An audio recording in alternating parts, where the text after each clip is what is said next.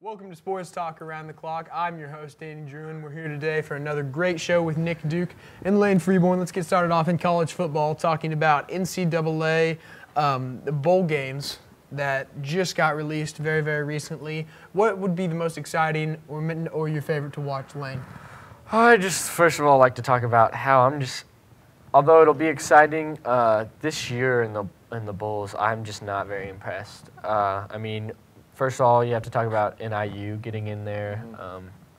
Wow. I'm sorry. I don't think that's going to be a very good game for them, especially against a very good Florida State, a two-loss team. It'll do good, hopefully, for their fan base if they can get that rejuvenated. But I think that the one that I'll probably pay more attention to is Oregon and K-State. I feel like Oregon is going to just stomp K-State, in my opinion, but I think it could turn into an interesting matchup after seeing Oregon and the way they played Stanford.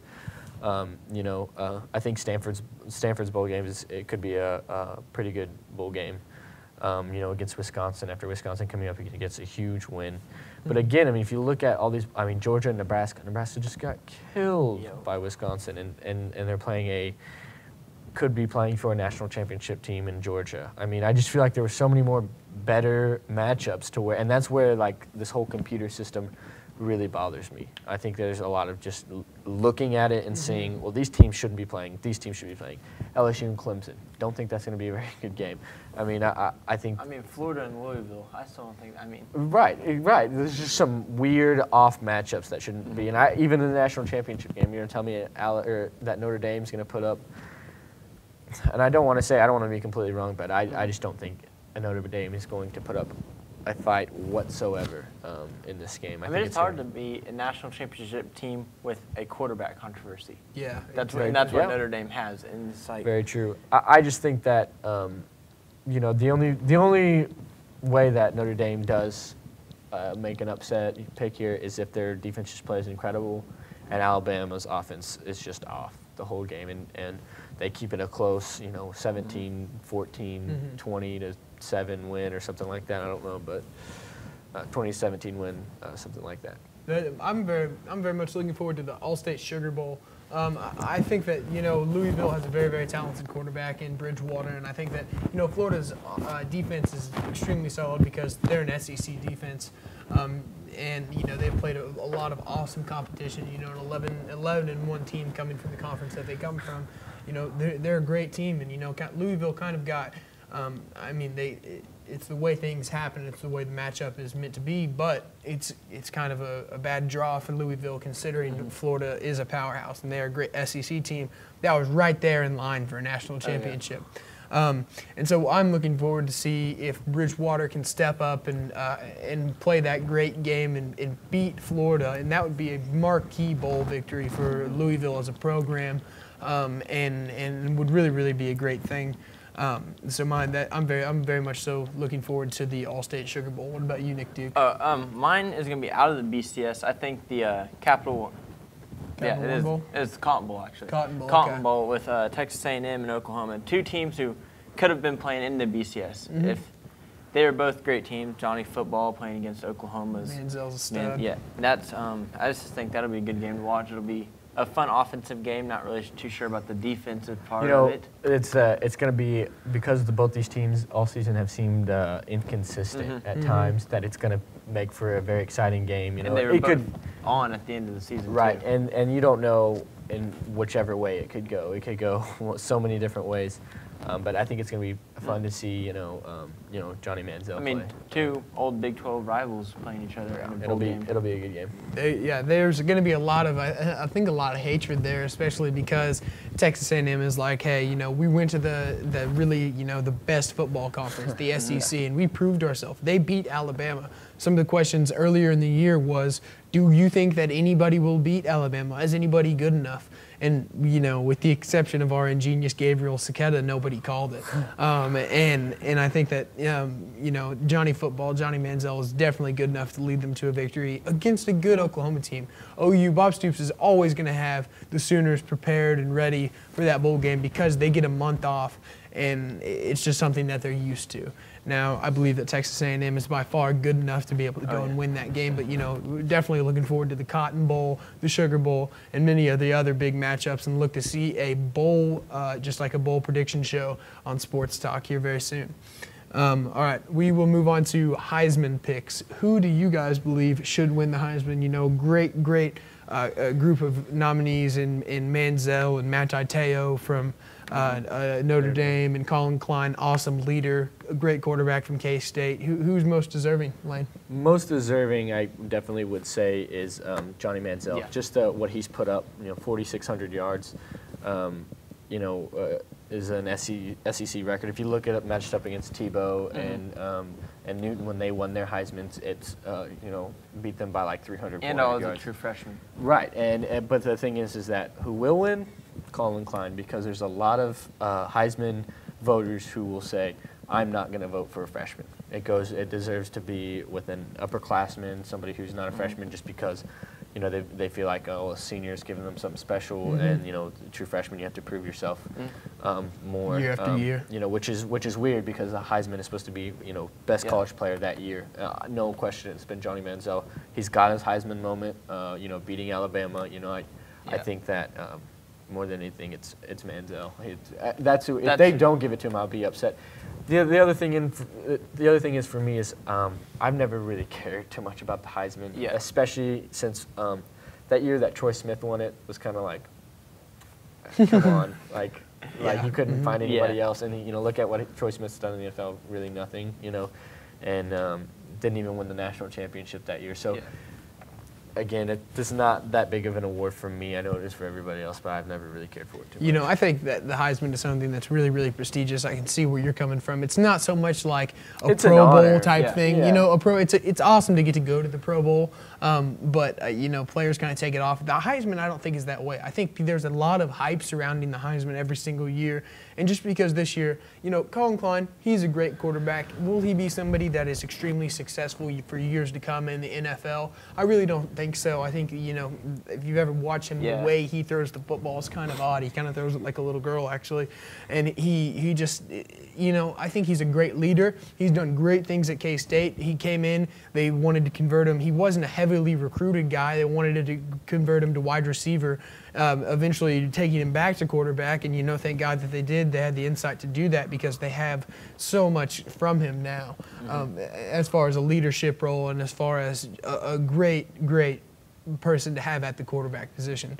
And I don't think he's not deserving. Like I think if he wins it, it's going to go to a great person who does, and who is really for years and years and years just over carried and over a program again. on his back, exactly. along with Bill Snyder, for both those guys.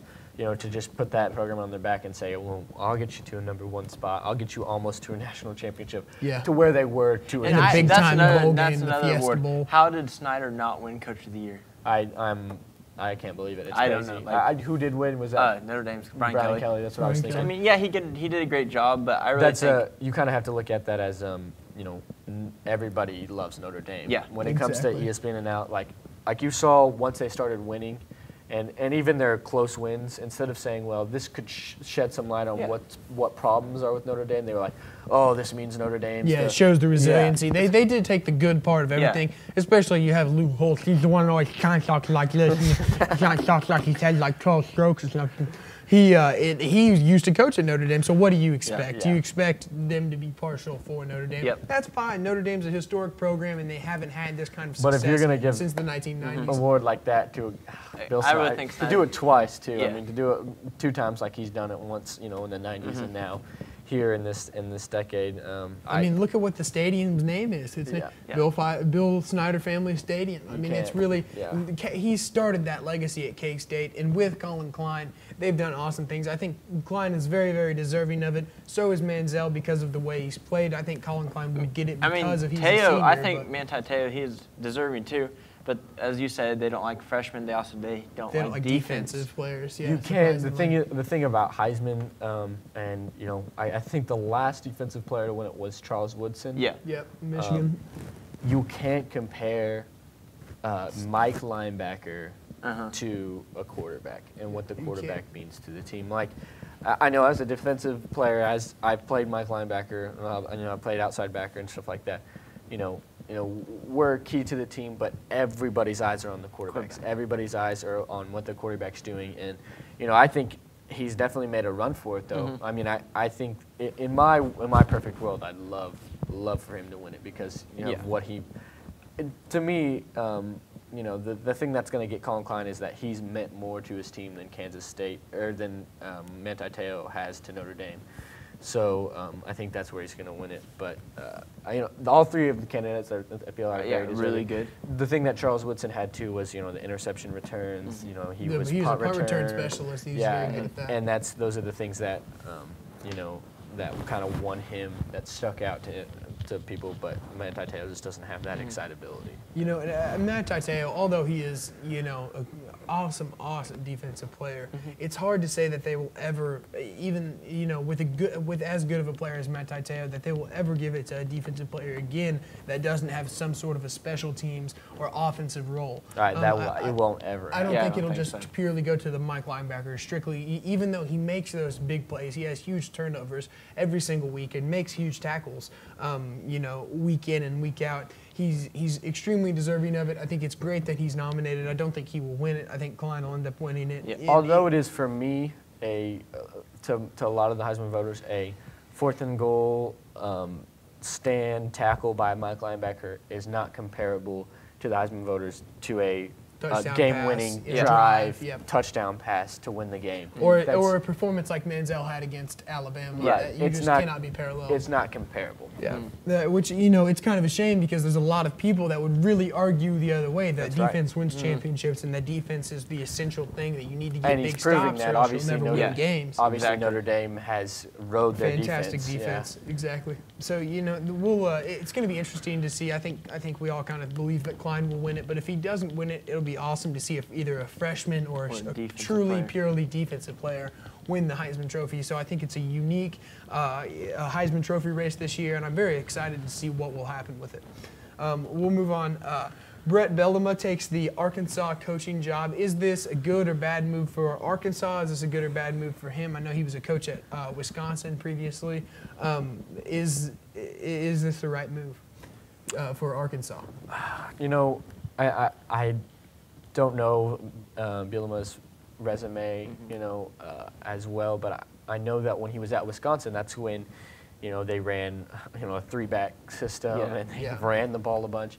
And you're coming into Arkansas, who spreads things out, who has traditionally very, very good quarterbacks, great wide receivers, and so I don't know exactly how that works, or how that will equate. And then the difference is, just being, you're playing in the SEC and you're having to play against. I don't know if this guy is going to be the guy to take them all away to where they could be, but he might be a guy to just give them a short-term satisfaction, a couple winning seasons, before he's out of there, before they get somebody else, because that's really what they need. They just need something to just right this ship. Exactly. To get the transition headed, to get the team going in the right direction, get them set on the right path. Get the recruiting going. I know he was a very good recruiter. I believe he was the coach there when they were recruiting Monty Ball. Yeah, Monty Ball's a guy from St. Louis, for Wisconsin, a Big Ten school, not even one of the best Big Ten schools in the leaders division, not necessarily of a legend or a very historic program. A good program in Wisconsin, but they got those marquee guys at the beginning of the season. Monty Ball was a Heisman talk, and in the Big Ten championship, he had 195 rushing yards and he has 3 the most touchdowns in FBS history. So I mean, I think that's something that he brings, is that recruiting ability, and he's a motivator. He's a player's coach, So it's something that I think makes Arkansas. I think it's definitely the right move for Arkansas at this point in time. It was kind of hard to see where they were going to go with it, because after the downfall that they had, I think that it's a good thing for Arkansas, and I hope that they can build off of it, because, a program like that, you don't want to see them have many down years in a row. It's like Notre Dame. Notre Dame kind of coming back from their slump. Yeah. It's really great to see, and, if here in 2 years or 3 years, Arkansas can be in a very competitive SEC team, being able to beat, being able to compete against LSU in those big games. it'll be awesome if they can get to that point, be a top 5 contender every single year, or just for a year and get them back on track. We'll move on to the most surprising start in the NCAA basketball season this season. You know, there's been a ton of awesome games, great matchups all throughout. I'm going to go ahead and start off and say that, you know, my biggest surprise is Michigan. I didn't think anybody was going to they're number 3 in the nation. Trey Burke, Tim Hardaway Jr., 2 awesome athletes. You know, last night they played Central Michigan or Western Michigan. I can't remember. Not a great team by any means, but they ran the ball, or they ran the court well. They ran an awesome press, and they were stealing the ball and playing very well in transition. I think that nobody really believed that they could maintain the number 3 ranking in the nation, and I know as soon as I say that, they're going to get beat tonight or tomorrow night. But I'm really happy with the way Michigan started the season, probably because I'm a Michigan fan myself. But I think that if they can continue this, keep this up, even if they do, I expect them to lose, you know, maybe 3 or 4 games this season. But, you know, they've had some impressive wins, beat a good NC State team, very young, but a very talented NC State team. And they're right now they're deserving, they're proving how deserving they are of their number 3 ranking. Who's your best surprise start to the basketball season this year? I'm going to go with a surprise start as in a negative for Kentucky to slid all the way out of the top 25 rankings. To start off the season as number 2 and now to be completely out of it, it's crazy. Especially with all those young recruits that had so much talent. That's the reason why they're not. I agree. I think I think they've just been lucky to get guys who have already been NBA ready as freshmen. Well, now they're getting that freshman class in that is like, well, let's take a step back before we think national championship and let's just build and try to stay in, you know, for more than one year. They've just been lucky to have that kind of Anthony Davis type talent to come. They can go straight for a year in the and I think I don't know. I mean, for me, I would also say Duke's start to very surprise a lot of people, I think, with some of their big wins that they've had against, you know, Ohio State and have a great senior class, you know, as they do. People were like, oh, it's Duke, you know, so they're going to be good. But now people are like, wow, you know, we can't wait to see Duke and Indiana play against each other. I think that's Plumlee and Seth Curry, you know, just a few of the names that are always, you know, you hear whenever the Duke plays, you hear them either getting a ton of assists, a ton of blocks, a ton of steals, a ton of points, or just being able to lead in a great way that senior leaders should lead, that so they can get to that national championship position. What about you, Nick? Who do you think is the most surprising? Great. I really think a lot coming out of the Big Ten. Illinois. Yep. They're having 8-0. Won. I don't remember what tournament. They won one of the big tournaments though. So I mean, they're having a great start to the season. Hopefully they can keep it up. They do have a big game versus Mizzou.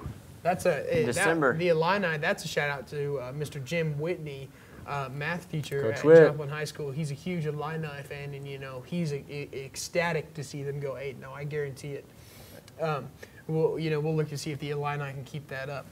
How do you think the Chiefs, this is going to the NFL, I know a huge tragedy in the NFL this week, just 26 hours before the Chiefs kicked off a home game against the Carolina Panthers. Starting linebacker Javon Belcher, he murdered his girlfriend, shot her like 5 times, and then went into the team facility and took his own life in front of Romeo Cornell, the head coach, and Scott Pioli, the GM.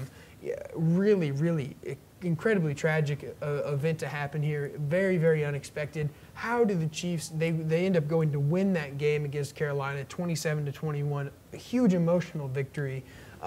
You know, without even being said, for the Chiefs, being able to score touchdowns like they hadn't earlier at all in the season. And, you know, Brady Quinn being able to come out and have play with a lot of conviction, a lot of heart, and play very well consistently throughout the game. You know, we look on to the rest of the season. How do you think that Romeo Cornell, there's a lot of different ways and a lot of different things that they're coping with, a lot of grief on this team, a lot heavy hearts and heavy minds. How do you think the Chiefs will be able to finish this season? You know, I feel as if what I saw from last Sunday, that they're going to use it as a motivation. Yeah. You know, Derek Johnson and Jamal Charles, they were 2 of Javon Belcher's best friends, and you know, they both came out and said that, you know, this is because there was a lot of talk about whether they should have played the game or not, and they both came out and said, he would have wanted us to play the game. He loved football, like, and just the complete and utter shock of this. Like, you don't know, like, I watched Brady Quinn after the post game, talking about how, how many times during the day, when you say, how are you, do you actually mean it when you say it to people, or if you really, ask enough questions, and just the sheer shock of this, I believe is just going to motivate these guys. I know they were getting a lot of trash from the fans, a lot of things, and I think this is just going to bring everybody together. The fans are going to stop, talking. They're going to just support their Chiefs. The Chiefs are just going to play for Drouin Belcher, and I think that they're going to be able to finish out.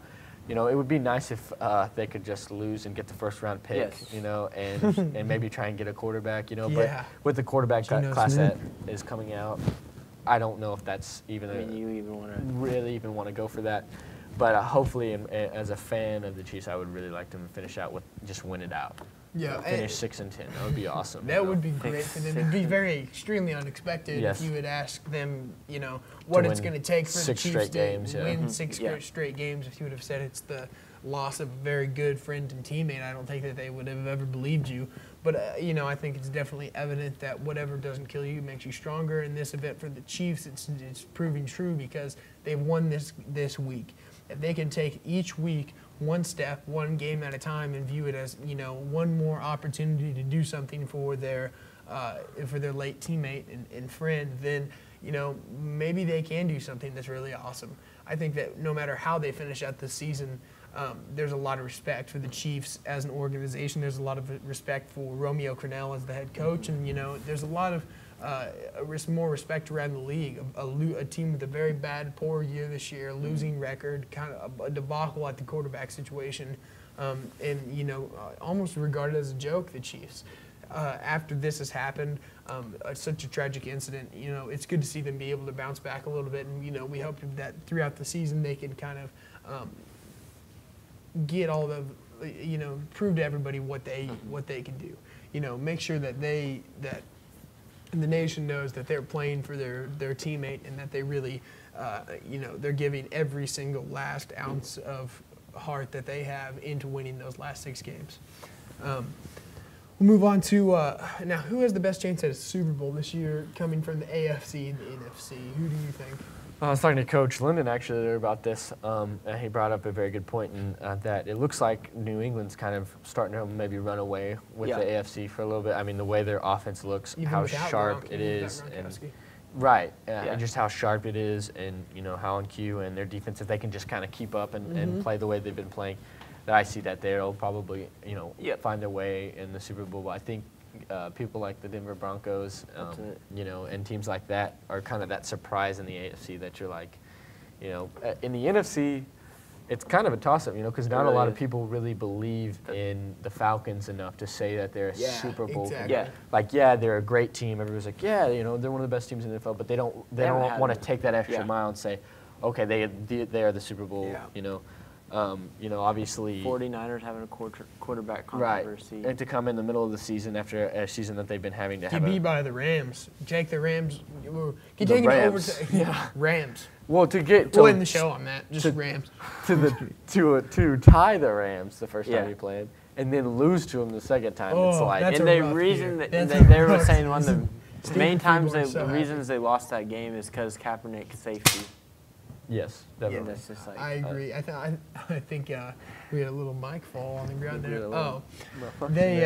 Colin Kaepernick. I don't think that was the right move for Coach Jim Harbaugh to create this quarterback controversy at the last second, because that's how a lot of people see it. But I see it as more if he was just saying, let me play the hot hand. Whoever has the hot hand, which is true. And how Coach Harbaugh is a very fiery. He doesn't care. He wants to win. Right. And so getting in fights with what's-his-face from the Lions. Well, and the thing that does is that causes people to be like, you're kind of a jerk. Is what that does if you act like that. So, but it'll be interesting to see what happens with the whole Super Bowl thing, especially on the NFC side of the picture. I believe the Falcons are definitely a good enough team to win it, but when they get there, if they do end up having to play the very Patriots, young team, and Gronkowski is back, and Tom Brady is ready to win another championship again, it'll be so exciting to watch, because the Falcons are so competitive. Matt Ryan, Tony Gonzalez, Roddy White, one of the best passing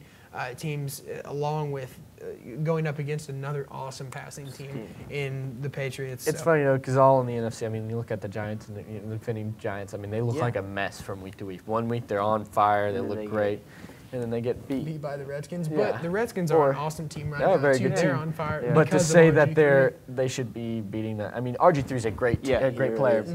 But they really don't have the other intangibles to say that they're a Super Bowl team, and they should be beating the defending champion. You know, also with Green Bay, they're the same way. You know, from week to week, they just kind of they're 8-4, but like some of the losses they've had to the Giants, they just look like they haven't, you know, really done much. And so, but again, I think AFC this year seems like the stronger with Baltimore. You know, and Houston is 11-1. You know, people forget about Houston. But right now, I just feel like with the way New England's playing right now, I just don't see them, you know, being stopped unless for Houston. The Texans, the Texans are definitely a contender, though. Arian Foster, that great running attack. Oh, yeah. Ben Tate and Arian Foster, Matt Schaub. They have an awesome team. They will look for them to do great things, too, you know, come postseason. Here's our last question. If you were a coach, you're the head coach of the New York Jets, what quarterback do you take? You know, it's kind of a hard question at this point right now. You have Greg McElroy, I believe his name is, from Alabama, who got the second half of the game this last week. You have Tebow, you have Sanchez. What do you go with? Which way do you take it? Probably one of the toughest quarterback battles in the NFL. Because I really feel like McElroy. He came in. He played an okay game. I mean, he did score good the enough. Jets it's like only. the Chiefs. It's like Brady Quinn coming in and doing decent. He had scored the Jets God, only. He didn't throw 4 touchdown. picks. Yeah, great, wonderful. I don't know. The thing you find with New York and that market is, kid drives down the field his first possession and scores a touchdown. Yeah. They're like, oh my God, this is the this second is the coming. man. Yeah, this is the second coming. Man. Here we go. And that's the thing that you find out with that you come to know with a market like this. The thing is if I was Rex Ryan, I would give Mark Sanchez another chance. Let him go in there, but get Tebow in the game. I mean, this week he was inactive. Mix him in, run him more, get some type of package going. You know, I don't know why he's sitting on the bench as much as he is. If Mark Sanchez comes out and has the first step that he did this game, pull him, put McElroy in, decide that that's going to be your starter. But you have to get Tebow in. It doesn't have to be one guy or the other. You know, I still think Tebow's a great athlete and is a winner. He's just a winner. He wins, and that's something that McElroy brings too. Is, you know, he hadn't lost a game since 8th grade or something like that. Since 8th grade, before the LSU game, his senior year. Yeah. That was it, and then he went on to win the national championship. So it's like, you know, what can you? It's a good thing to see him do that, but I don't know if he's that kind of quarterback. You know. But. And McElroy's not even like on their roster. I mean, he's inactive. Right. He's just active because Tebow's hurt this week or this last week. So it's like he had to be active because we didn't have another quarterback. Right. You got to play hurt sometime. So this week we'll give our the winner of the show to Danny Craven back in the booth. That's right. He always has a wonderful hairdo. He always looks stunning and does a great job here at Jet 14. We greatly appreciate all the hard work he does. The genius behind the show. The genius behind the show. Thank you very much, DC. Thank you also very much for watching and have a great